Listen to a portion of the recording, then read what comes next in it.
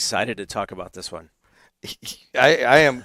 You want to know why? Because this is, Matt represents a lot of small businesses and has shown them how to market themselves digitally and offline. And then I'm on the other side of it. I am taking in ads on a regular basis, and I just sat through a meeting yesterday with a client where they asked the question at the top of this. Yeah. Why aren't my ads working? Yeah. I'm not getting any. Where's my referrals? What's going on? And that is a question that you get all the time because you're placing ad buys too and stuff, Right. but you're also looking at people's businesses. How's it feel when someone says that to you? Well, usually what it is somebody coming to me and saying the last person I worked with didn't produce, or that they're doing it themselves and it's not producing. And the first thing that they say is, Meta advertising doesn't work, or TikTok advertising doesn't work, or billboards don't work, or whatever the media vehicle is. They all say it doesn't work. And what I always say to them is, let's talk about that. And that's what we're going to talk about today, is kind of those 7 steps that you have to go through, because it is not that it doesn't work. It does work. The problem is you don't have the right strategy. You did not approach it with a strategy. You just threw something out there in the hopes that it was going to send people through your doors or make your phone ring. Small to medium businesses, tell other people we're on, we're everywhere that you get all of your podcasts. Now, with the small to medium business, one of the things that, we see is a kind of the hit or miss person that will come in with like 1 or 2 months of buying advertising, and expect 100 customers. And for 20 years or more, decades, I would explain, it just takes time to, let's let it unwind, and you'll brand positive with our high school sports and all this stuff. But in the end, now I can explain to them the funnel. Right. Your funnel, and I use it. Mm-hmm. And just to remind people, the sales funnel is 3 steps: awareness, and then consideration, and then customer. And you got to go through those steps. You can't just say, hey, you're a customer now, and they don't have any awareness of you, and they haven't even considered you. Even if it's a short time or a very long time, those are the 3 steps. Let's go back to ads. What matters in setting up an ad campaign? Yeah, I think you have to think through from point A to point B, right? So what am I trying to get them to do? You mentioned the funnel, awareness, consideration, customer. You're probably not going to set an ad out there and say, hey, buy right now, right? And that's what most people do. They go out there and they put an ad and they think, oh, well, I need to get new customers and nobody knows who I am. I'm a brand new business and here's an ad and please buy from us. You know nothing about us. You know nothing of what we do, but here's an offer. It's buy one, get one free or whatever it is. And you're not thinking this through from the customer's point of view. So the customer either doesn't know about you, which is you have to generate awareness, which should be your objective, to generate awareness of your business. That is an objective. Consideration is a different objective. So they're aware of you, but now you have to compare yourself to others that are out there, right? If it's a restaurant or a florist or an HVAC or whatever it may be, they're comparing you to other platforms, other companies that are already out there. So when I click on the ad and I come over to a landing page, it should not be your homepage. It should be a page that is comparing why you are different from that other company or why you are different from most companies if you're not going to call out that company. You guys understand that? That is very key in the funnel, is that if they already know who you are and they're looking for HVAC and there's 7 of them in the area, what sets you apart? Well, you might be the closest. That would be one. Right. You might be the longest one in business. You might have a huge rating on Google or on Yelp or something like that. Or you might just have a tag like, we're the ones that actually listen to you or something like that. I have Calumet Painting. The guy gets it. and he does a podcast and he does advertising with us, and he is a former fireman. And he plays that up because who doesn't trust a fireman, right? Without a well, you doubt. got to use it. You got his niche, and there it is. Right. That's why he's doing the podcast. So you have the, the clear objective, right? Mm-hmm. And you've set that.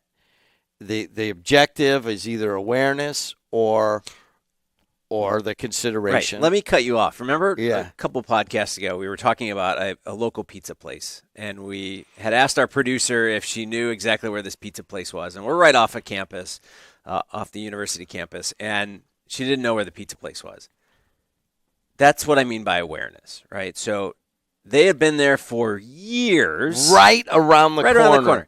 I did the exact same thing yesterday in a different city, on a university campus, and asked them a different pizza place. Not a single person out of 80 people knew where this pizza place was. So that's, again, going back to awareness. So this company has been there for a while. It's actually a chain, if you believe me. Has been there for a while, and people still did not know the awareness side of things. So if you're advertising, we've got to get people to know who you are. That's key objective. If they know you, consideration, and then we start to. I can go for days on this. So what? I mean, let's start. We're talking a 7-step. Let's just run through them as quickly as we can. Sure. You're setting that clear objective, and you got to see where you're coming in on the sales funnel. Mm-hmm. A lot of people may already know who you are, and now you're making those connections. But do not, under any circumstances, in my mind, is what I tell people that are buying from me, we can't just go straight to the sale. Right. That's a problem. I mean, you can, but you have to do a lot of convincing when they get over to that landing page. It's not just going to your homepage and then people are going, what do I do from here? It's you've sent people into a room and they don't even know what they're supposed to do at this point. All right. How do you know who to target with your ads? Well, it basically depends on what you're trying to promote, right? So you have different audiences. You mentioned HVAC earlier. An HVAC business owner can be targeting people for heating right now, right? It's not even 40 degrees outside right now. It's cold. That could be repairs. It could be maintenance. It could be landlords. It could be there's a bunch of different ways that you can go out there and identify individuals. Who is that audience that you're going after? If you are, if you're a marketing agency, for example, are you trying to sell websites? Are you trying to sell SEO services? Are you selling logos? These are all different things, right? So if you're selling logos, you're not going after well-established companies necessarily. You're going after new startups. If you're selling websites, odds are you want to identify those individuals that have really bad websites to go after them, right? So if you still have a website from 1997, that's a great candidate, right? If everything is already updated, odds are you're probably not going to get the people that to sign off on it. So identifying the right audience is key, because a great audience, let's say you identify 100 people that need a website that has not changed since 1997, right? Which is now, 28 years ago? And I've seen them. They're still out there. If you have 100 of those and you sit down with 100 of those, how many of those can you convert versus just talking to 100 businesses? And I get all those emails all the time. And they're very detailed. We could do this for you. I see this on your website. So they're going through bad websites, which what we have. We're more of a TV and a radio thing, so we don't really care about our website. And that I shouldn't say on this podcast. But one of the things in these studios, ultra-modern robotic cams, great lighting and stuff like that, we also host some things. And one of those is the International Digital Marketing Competition put on by Matt Hansen, and the date on that this year is early May, right? No, it's April 26th. April 26th of 2025. If you're listening after, that wouldn't matter. But if you are interested in that, we'll give details on how to watch it and stuff like that. But you had to reach out to all the digital marketing professors around the world. Right. How'd you do that? I went to LinkedIn. Really, That's all I did. I went to LinkedIn and started to identify the professors that were out there that were teaching in this space because I knew it was very small. There's a ton of marketing professors out there, but there's not a ton of digital marketing professors, right? So there are a lot of people that are trained in marketing and they start to specialize on the digital side. So I realized it was a very small amount of individuals. And what I learned was, okay, I can start putting ads out there, but instead of advertising that way, I went out and I looked on LinkedIn and I started doing searches and I identified who these individuals were and we built a database. I found emails. There are Facebook groups out there for digital marketing professors. I started partnering up, and joining these groups.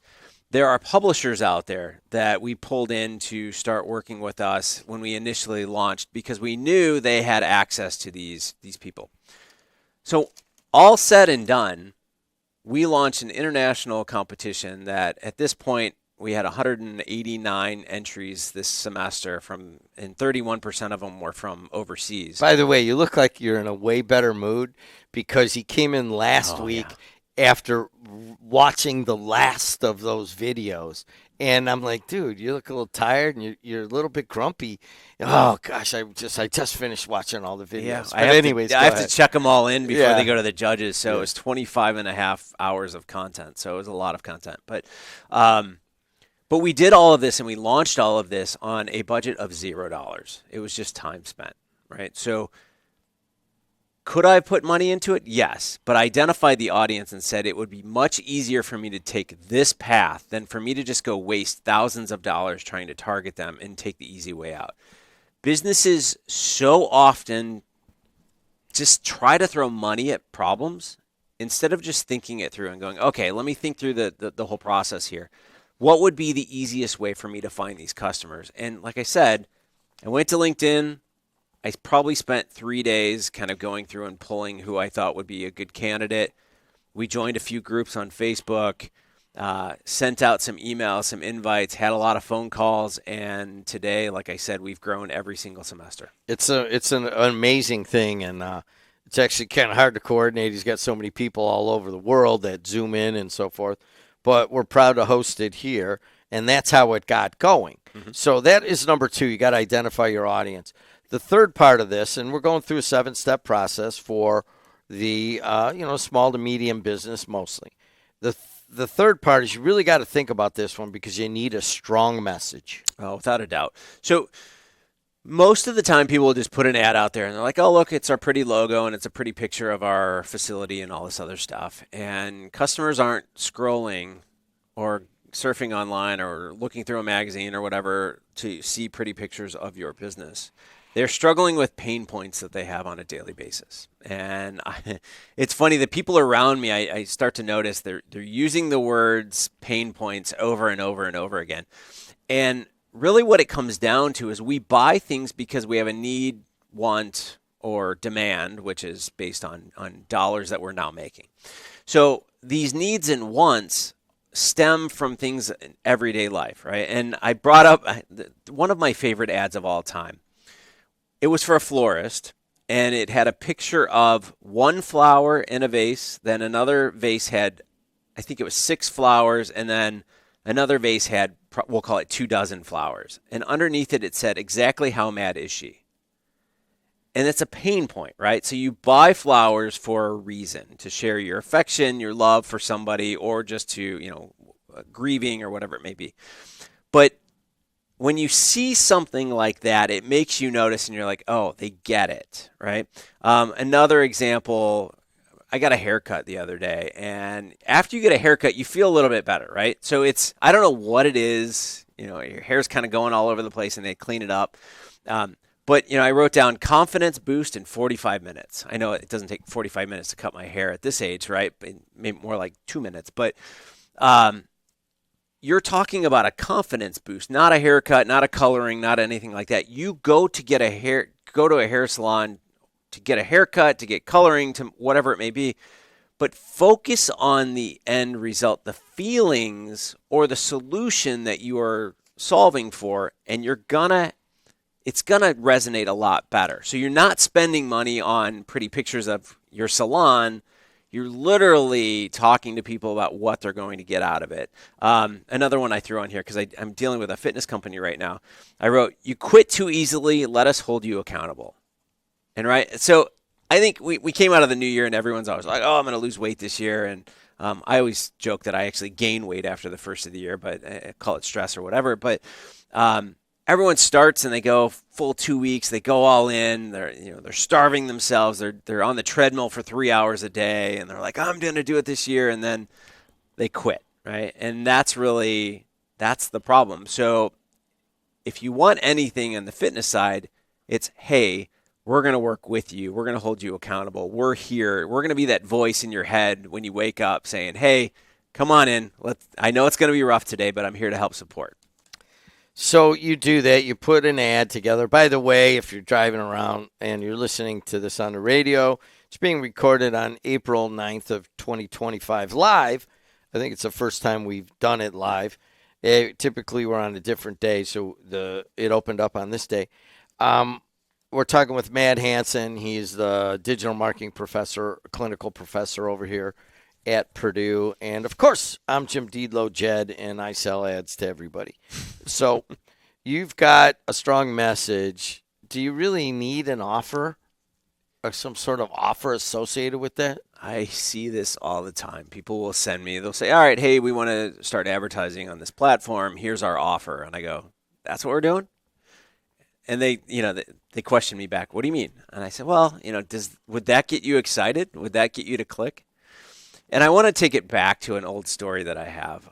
There was a company that I worked with, and they sold training guides for ASE certification. So an auto technician, auto mechanic, they can actually get, it's almost like a master's degree in certain types, whether it's brakes or, all these different things. They sold these books. And one of the things, they used to just put them out and they'd say, "Hey, we have the most books in the industry for all the tests." And that was great, but I started asking the questions. And they were growing roughly about 1% every single year. I started asking the questions. I said, "Well, how many people actually pass these exams?" And they said, "Well, we can't tell you that. It's kind of a trade secret," and all this other stuff. And long story short, I ended up finding out how much it was because they could then share it with the competitors. So I don't think I can share the percentage, but it wasn't a good percentage. Let's just put it that way. It was over 50%, but we're going to say it wasn't really good. So then I started asking, with the study guides that you have, how many of your customers are passing? So we did a survey to the last 2 years, and it came back at 98%. So I said, all right, let's change everything here. Let's create a new website. We created, and back then it was passthease.com. And we have a 98% pass rate. We have the most books in the industry. And then I threw one more nugget on there because I know money back guarantees are always a good thing to put in there. And very few people ever take advantage of them. So we said, all right, here's the deal. You either pass the ASE exam that you've studied for using our books, or we'll give you a refund on your book. So we threw that campaign out there, right? And we put significant dollars into it on a digital spend. When it came back, how many do you think we had to reimburse? Well, if 2% are not passing it, I would say half of those, 1% of the people. Okay. So 1% of what we sold is what you say we had to refund. We didn't get a single one. Oh, really? But we went up 38% in 1 year. So we typically went up 1% every year. We changed the messaging. We said you either pass or you don't pay. We were that confident in our product, and we went up 38% in 1 year. That's why you cannot hire Matt Hansen right now, and because he's got that kind of success rate.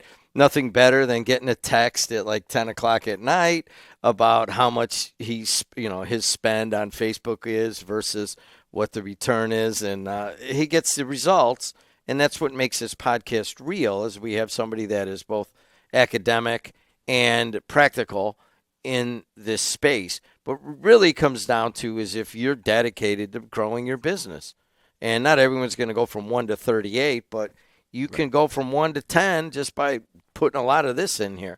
And one of those things is that after people click, we already kind of covered this, so go through it real quick. Yeah. So you have an offer on your ad, and somebody clicks over, and you sent them to your homepage, which doesn't say anything about the offer, right? It's like saying, "Hey, come on into this club. We have some major artist in here," and you walk in, and it's it's an impersonator of that artist. It's not exactly what you thought it was, or I don't know where the artist is. I don't see them anywhere.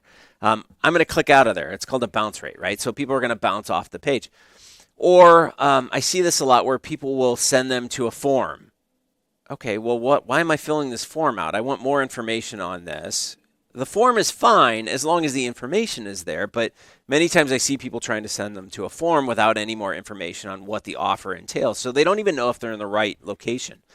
So you have to keep the consistency. I click on the ad, I come over to a landing page. What is that landing page? It's got to correlate with what the ad says so people know they're in the right spot. And then they will start to submit information or buy or whatever you're looking to do. And so somebody does look and put some interest out, but they don't buy. And how do you retarget them? Or somebody has bought and they haven't done it in a while. It's basically a basic term in the industry, retargeting. What does that mean and how do you do it? Sure. So if people are giving some information or they're coming over, right, you can retarget them across the internet. So, for example, we were buying a refrigerator this week, and I had thrown it into the cart of 2 different big box stores. Obviously, I have an account there. One of them didn't contact me, and it's been in the cart for a couple days. The other one sent me an email and said, "Hey, by the way, we still have it in your cart. Click here to complete the purchase," right? Or you see this a lot with Amazon. Right? You'll throw something in the cart or you'll look at something on Amazon, and the next thing you know, you're seeing it all over the place. An Amazon ad with the product is following you across the internet.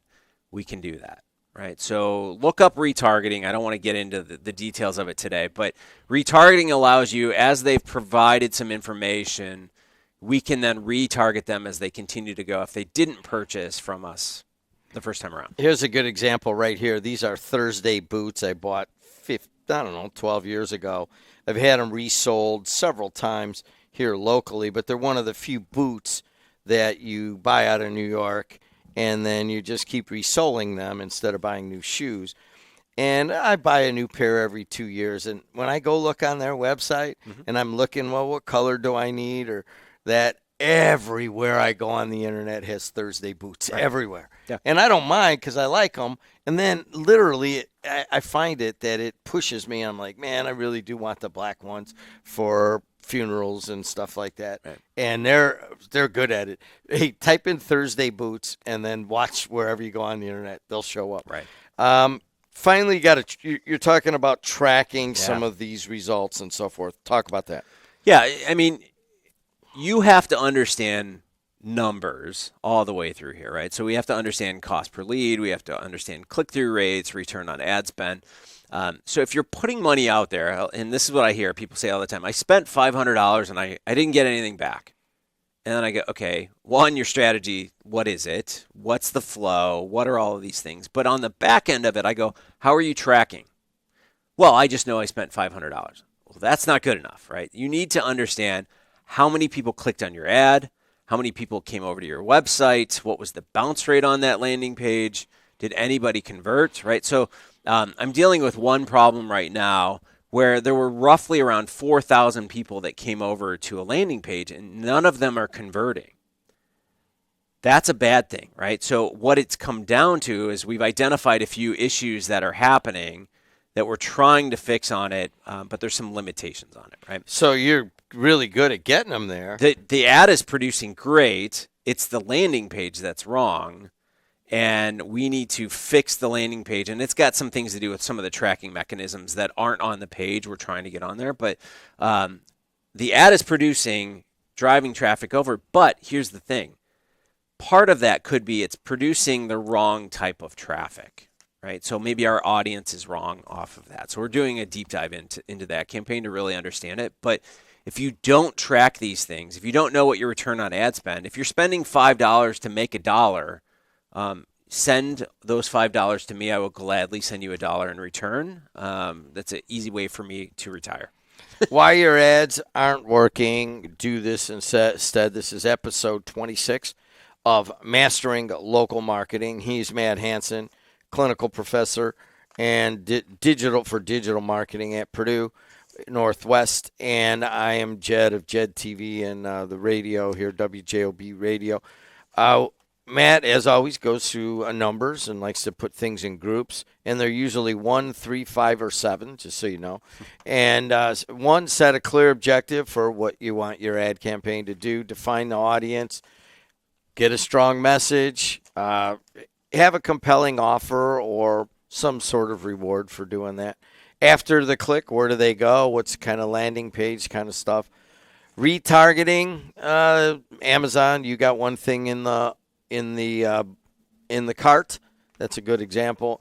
And then, of course, you got to track what you're getting off of your ad spend. That's ROAS.